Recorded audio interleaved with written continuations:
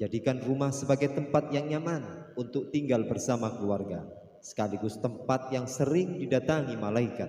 Kehadiran malaikat di rumah tentu membawa rahmat dan berkah dari Allah Subhanahu wa Ta'ala. Bismillahirrahmanirrahim. Bismillahirrahmanirrahim. Assalamualaikum warahmatullahi wabarakatuh. Syukur alhamdulillah kita bisa berjumpa lagi di channel ini. Salawat dan salam selalu tetap tercurah kepada junjungan kita Nabi besar Muhammad sallallahu alaihi wasallam. Allahumma shalli ala sayyidina Muhammad wa ala ali sayyidina Muhammad. Harapan dan doa saya semoga saudaraku semuanya selalu diberikan kesehatan, dilapangkan rezekinya, diampuni dosa-dosanya, dan dipanjangkan umurnya. Amin ya rabbal alamin. Sahabat beriman yang dirahmati Allah, kehadiran malaikat di rumah tentu membawa rahmat dan berkah dari Allah Subhanahu wa Ta'ala. Jadikan rumah sebagai tempat yang nyaman untuk tinggal bersama keluarga, sekaligus tempat yang sering didatangi malaikat. Allah Subhanahu wa Ta'ala menugaskan para malaikat mengunjungi rumah-rumah umat muslim. Kehadiran para malaikat di rumah tentu diidamkan seluruh orang beriman. Namun malaikat tidak asal singgah di suatu rumah jika di dalamnya tidak diisi dengan kebaikan dan ketakwaan kepada Allah Subhanahu wa Ta'ala. Malaikat dapat diundang ke rumah dengan banyak cara. Hal pertama yang harus diperhatikan adalah menjaga iman kepada Allah Subhanahu wa Ta'ala. Dengan menjadi umat yang beriman, tentu segala hal yang diperintahkan akan dijalani dengan baik. Sahabat beriman yang dirahmati Allah, berikut ada beberapa ciri rumah yang sering didatangi oleh malaikat. 1. Rumah yang sering dipakai untuk berzikir. Berzikir menyebut nama-nama Allah Subhanahu wa Ta'ala memiliki banyak keutamaan, termasuk mendapat pendamping dari malaikat. Ketika penghuni rumah senantiasa berzikir, maka para malaikat akan berkumpul bersamanya. Apabila penghuni rumah senantiasa berzikir, maka malaikat pasti akan mudah mengunjungi rumah dan memberi rahmat. Dari Abu Hurairah radhiyallahu anhu bahwa Rasulullah shallallahu alaihi wasallam bersabda, suatu kaum tidak duduk dalam suatu tempat untuk berzikir kepada Allah kecuali mereka dikelilingi oleh para malaikat dan diliputi rahmat, dan Allah menyebut mereka termasuk orang-orang yang ada di dekatnya. 2. Rumah yang dijadikan tempat sholat. Sholat adalah ibadah yang paling utama bagi seorang muslim. Rumah bisa menjadi tempat sholat sehingga ibadah ini dapat memberi cahaya dan ketentraman bagi penghuninya. Diriwayatkan dari Aisyah radhiyallahu anha adalah Rasulullah sallallahu alaihi wasallam sholat malam, dan jika hendak sholat witir, beliau membangunkan Aisyah dan menyuruhnya untuk sholat.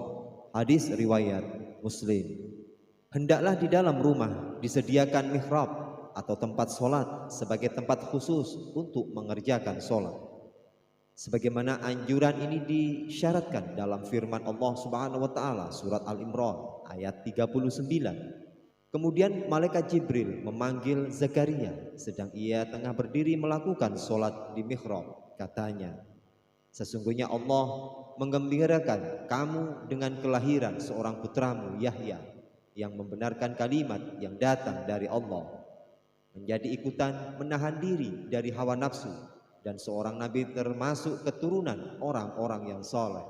Rumah yang memiliki senantiasa melaksanakan sholat juga akan membuat malaikat senang datang berkunjung. Dari Abu Hurairah, Rasulullah Shallallahu Alaihi Wasallam bersabda, di tengah-tengah kalian ada malaikat yang silih berganti bertugas mengiringi kalian di waktu malam dan di siang hari. Mereka bertemu ketika waktu sholat asar dan waktu sholat subuh. Malaikat yang mengawasi kalian naik ke langit. Lantas Allah bertanya kepada mereka, bagaimana kalian meninggalkan hamba-hambaku? Para malaikat menjawab, kami tinggalkan mereka sedang mereka tengah mendirikan sholat, dan kami datangi mereka sedang mereka mendirikan sholat. 3. Rumah yang digunakan untuk membaca Al-Quran. rumah yang sering digunakan untuk membaca Al-Quran akan dihadiri oleh malaikat dan tinggalkan setan-setan. Berdasarkan hadis riwayat Ibnu Sirin, Rasulullah Shallallahu Alaihi Wasallam bersabda, sesungguhnya rumah yang di dalamnya dibacakan Al-Quran, maka lapanglah penghuninya, malaikat menghadirinya dan setan-setan meninggalkannya. Sebaliknya rumah yang tidak dibacakan Al-Quran, maka sempitlah penghuninya, sedikit kebaikannya, malaikat meninggalkannya dan setan-setan mendekatinya. Rasulullah telah mengajarkan kepada kita cara menjaga diri dan rumah dari setan. Salah satu contohnya, ketika seorang muslim masuk rumahnya sambil mengucap bismillah, setan akan berkata kepada teman-temannya, mari kita pergi, tidak ada tempat bermalam untuk kita di rumah ini. Begitu pula ketika sebelum makan kita mengucapkan bismillah, setan akan berkata kepada teman-temannya, mari kita pergi, tidak ada tempat bermalam dan makan malam buat kita di rumah ini. 4. Rumah yang sering dibacakan sholawat. Sesungguhnya di antara para malaikat Allah Subhanahu wa Ta'ala ada malaikat yang ditugaskan untuk berkeliling mencari orang-orang yang membaca sholawat kepada Nabi Muhammad Sallallahu Alaihi Wasallam. Rasulullah Shallallahu Alaihi Wasallam bersabda, sesungguhnya di bumi ada malaikat yang berkeliling dengan tujuan menyampaikan sholawat umatku kepada aku. Hadis riwayat Nasa'i. Apa yang dilakukan para malaikat tersebut ketika mereka mendapatkan orang yang membaca sholawat? Mereka akan menyampaikan sholawat itu kepada Rasulullah Shallallahu Alaihi Wasallam dan lalu mengembalikannya kepada mereka yang membacanya dengan membawa rahmat, keselamatan dan keberkahan yang berkali lipat untuknya. Rasulullah Shallallahu Alaihi Wasallam bersabda, barang siapa yang membaca sholawat kepadaku 1 kali, maka Allah akan memberinya rahmat 10 kali lipat. Hadis riwayat Tirmizi. Dalam hadis lain, Rasulullah Shallallahu Alaihi Wasallam bersabda, kalau orang bersolawat kepadaku, maka malaikat juga akan mendoakan keselamatan yang sama baginya. Untuk itu hendaknya dilakukan meski sedikit atau banyak. Hadis riwayat Ibnu Majah dan Tabrani. 5. Rumah yang sering dikumandangkan azan. Azan dipergunakan sebagai pemberitahuan masuknya waktu sholat. Namun kalimat azan juga memiliki banyak keutamaan. Salah satu keutamaan azan adalah dapat mengusir setan atau jin. Setan akan lari terbirit-birit ketika mendengar suara azan. Diriwayatkan dari Abu Hurairah radhiyallahu an, ia berkata, Rasulullah Shallallahu Alaihi Wasallam bersabda, apabila azan dikumandangkan, setan lari terkentut-kentut sehingga dia tidak mendengarkan azan. Hadis riwayat Bukhari dan Muslim. Maka dianjurkan agar di dalam rumah juga dikumandangkan azan. Tidak ada salahnya mengumandangkan azan di dalam rumah, walaupun kita di tengah sendirian, karena hal itu bisa berfungsi untuk mengusir setan. Setiap azan yang dikumandangkan akan didengar oleh semua makhluk sejauh suara kita, dan tidak terkecuali pula para malaikat-malaikat Allah Subhanahu wa Ta'ala. Rasulullah Shallallahu Alaihi Wasallam bersabda, seorang muazin diampuni sejauh suaranya dan menyaksikan untuknya setiap yang basah dan yang kering. Hadis Ahmad, Abu Dawud, Nasa'i, Ibnu Hibban dan Ibnu Majah.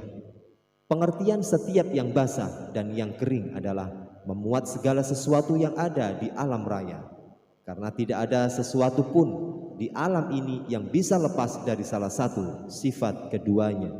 Sahabat beriman yang dirahmati Allah, demikianlah beberapa ciri rumah yang sering didatangi oleh malaikat. Semoga rumah kita termasuk salah satunya yang mendapat limpahan rahmat, berkah dan perlindungan dari Allah Subhanahu wa Ta'ala. Amin ya rabbal alamin. Terima kasih. Semoga video yang bisa saya sampaikan ini bisa bermanfaat untuk kita semuanya. Jazakumullahu khairan katsiran. Wassalamualaikum warahmatullahi wabarakatuh.